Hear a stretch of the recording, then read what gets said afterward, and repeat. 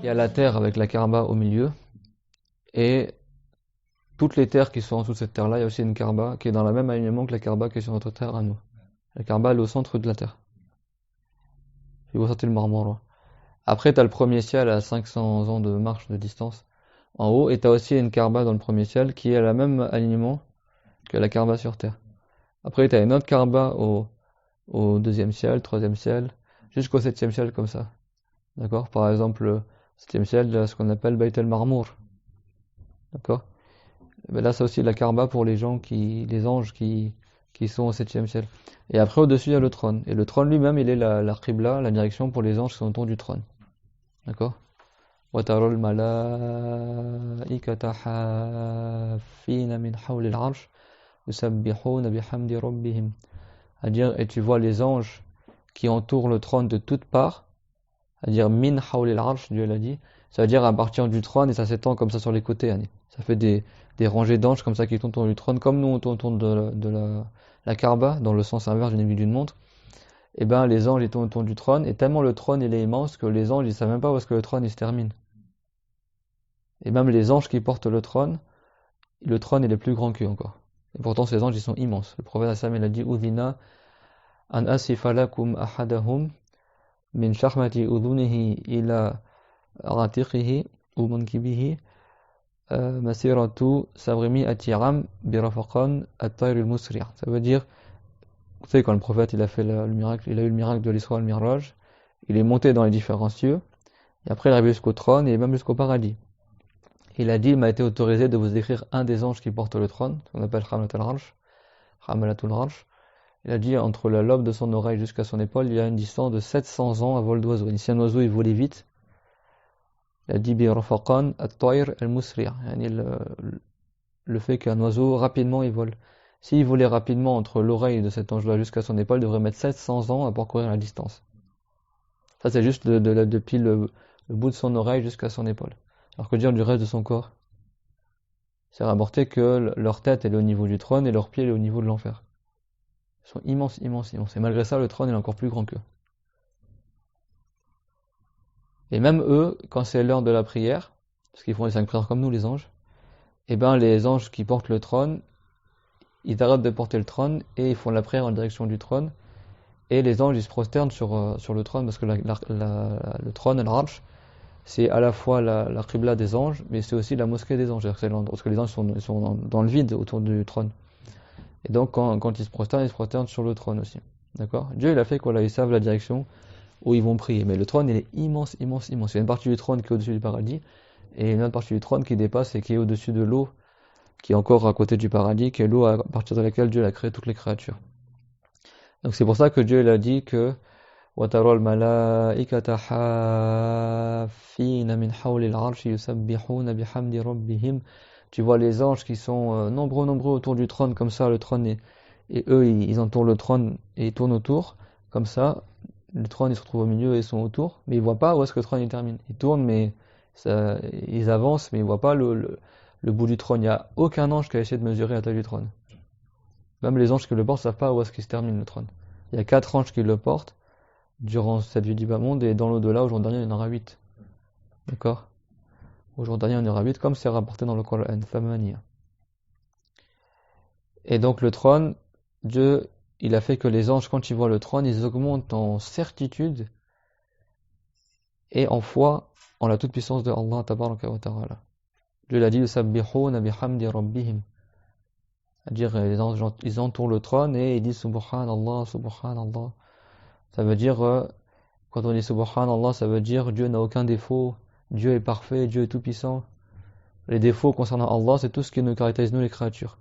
Comme la couleur, la forme, la faiblesse, la maladie, le fait d'être sur terre ou dans le ciel, ou en haut, en bas, à droite, à gauche, d'être en mouvement, d'être immobile, d'être en contact avec une chose, d'être séparé d'une chose, de dormir, de mourir, d'avoir un début, d'avoir une fin, tout ce qui caractérise les créatures, ça c'est une faiblesse pour le créateur.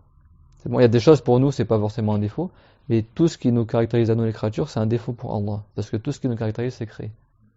Dieu n'est pas créé, donc il n'est pas concerné par les caractéristiques de ce qui est créé. Donc Dieu c'est pas un corps qui serait sur le trône ou sur terre ou dans les cieux ou partout, C'est pas un volume, c'est pas une lumière, c'est pas une âme. Parce que même la lumière et l'âme, c'est un corps. Sauf que c'est un corps qui est insaisissable. C'est un volume, Yannick, qui a une taille particulière, une dimension particulière, mais qu'on ne peut pas palper. C'est clair, donc Dieu, c'est pas une âme, c'est pas une lumière. Donc Dieu, pourquoi il a créé le trône? Parce que d'un, c'est le toit du paradis. C'est-à-dire qu'il n'y a pas de ciel au paradis, c'est le trône qui est au-dessus d'eux. Quand il lève la tête, il voit le trône, qui est magnifique. Sur le trône, il y a des lanternes en or, comme ça, où les oiseaux du paradis, certains oiseaux du paradis, ils vont dans ces niches-là, en or, dans l'attente que les gens y viennent au paradis. C'est magnifique. Le trône, il est encore plus beau que le ciel du bas monde. D'accord? Tout comme le ciel du bas monde, on le voit de loin, il est dur, d'accord? Également, le trône, c'est comme le ciel pour les gens du paradis, mais le trône, il est beaucoup plus grand que le paradis. Et donc Dieu il a créé le trône pour montrer sa toute puissance. Comme ça, les anges qui voient le trône, eux, ils augmentent encore plus en foi et en certitude de la toute puissance de Allah tabaraka wa ta'ala. Et ils font l'éloge de Allah ta'ala. Yusabbihuna bihamdi rabbihim. Ils disent subhanallah, subhanallah. Leur foi et leur certitude augmentent encore plus. Tous les anges, ils sont musulmans, sont tous des saints. Alayhimus salam. Mais leur foi, elle augmente à chaque fois, comme ça, ils voient le trône. Et ils sont encore plus convaincus de la toute-puissance de Allah. C'est pour ça que Dieu a créé le trône. Il l'a pas créé pour s'asseoir dessus, comme certains y prétendent, comme les gens du livre, par exemple. Dieu existait avant le trône. Wa huwa rabbul arshil karim, Dieu l'a dit. أفحسبتم أنما خلقناكم عبثا وأنكم إلينا لا ترجعون فتعالى الله الملك الحق لا إله إلا هو رب العرش الكريم.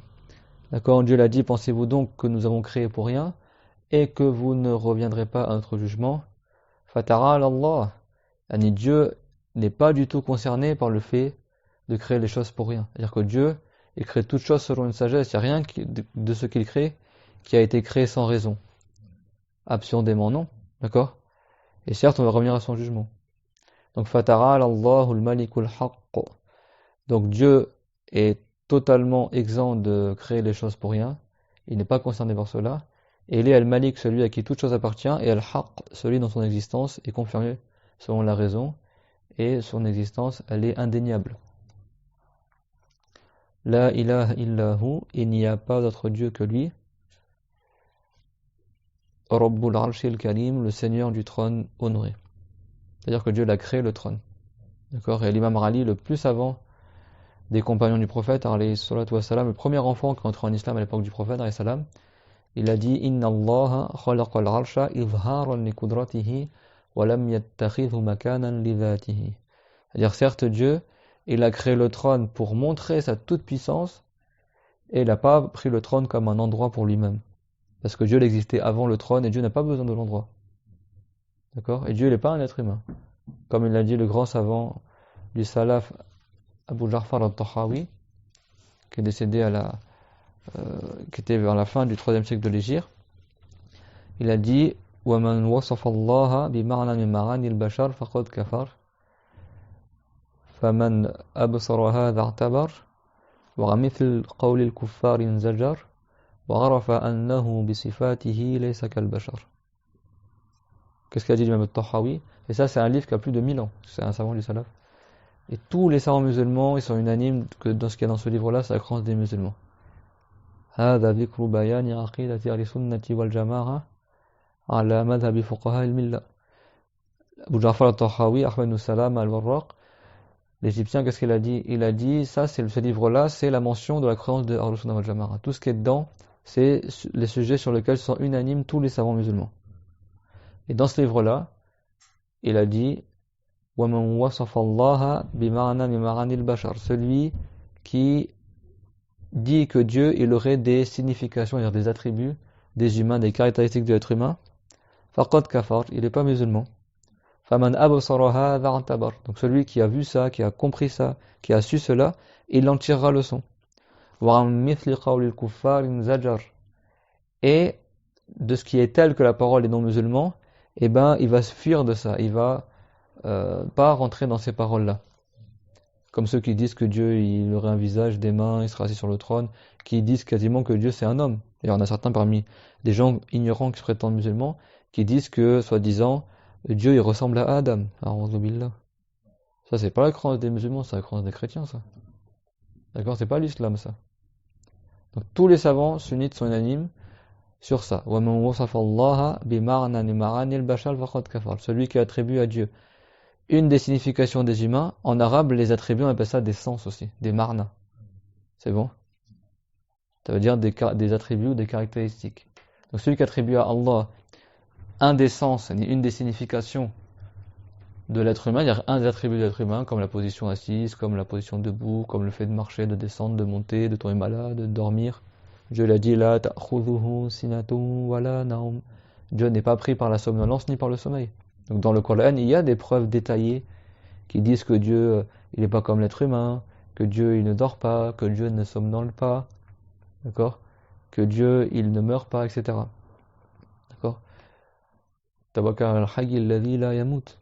D'accord? Donc il y a des preuves dans le Coran détaillées de la croyance. C'est pas comme certains ils pensent que c'est juste général dans la croyance islamique et on n'a pas le droit de détailler dans la croyance. Soit disant on dit juste Dieu, on l'imagine pas, il ne ressemble à rien, et rien ne lui ressemble, mais on n'a pas le droit de détailler, soi-disant. Ils disent pourquoi vous dites Dieu n'est pas un corps ou Dieu n'a pas d'organes, etc. Ils disent ça c'est bidra, ça c'est faux ça. Non, c'est pas faux, c'est dans le Coran. La ta'khudhuhu sinatun wala nawm. Ça c'est un exemple par exemple. Dieu n'est pas pris par le sommeil ni la somnolence. Lam yalid wa lam yulad. Il n'a pas eu d'enfant et il n'est pas l'enfant de quelqu'un d'autre. Wa lam yakul lahu kufuwan ahad, et il n'a aucun équivalent. Donc même dans le Coran, il y a des explications détaillées dans la croyance que Dieu n'est pas ainsi, ni ainsi, ni ainsi, que Dieu ne ressemble à rien du tout. Fala tadribu lillahi al-amthal. N'accordez pas des ressemblants à Allah. Laysa kamithlihi shay, d'accord? Il n'y a pas une chose qui est comme Allah. Il n'y a pas une chose qui est comme Allah subhanahu wa ta'ala. Et donc, l'imam Ali a dit ça. Dieu a créé le trône pour montrer sa toute-puissance. C'est ça la croyance des musulmans, la croyance des gens du salaf. L'imam Ali, c'est la première personne du salaf. Lui, c'est le premier enfant qui entre en islam à l'époque du prophète Mohammed sallallahu alayhi wa sallam. Donc le trône, c'est aussi une qibla pour les anges qui font la prière autour du trône. Et c'est pour ça que les savants, ils ont dit, comme dans chaque ciel, il y a une Kaaba dans l'alignement de la Kaaba sur terre, et dans chaque terre aussi, que la personne, elle prie un peu en direction du haut ou un peu en direction du bas, après elle reste valable.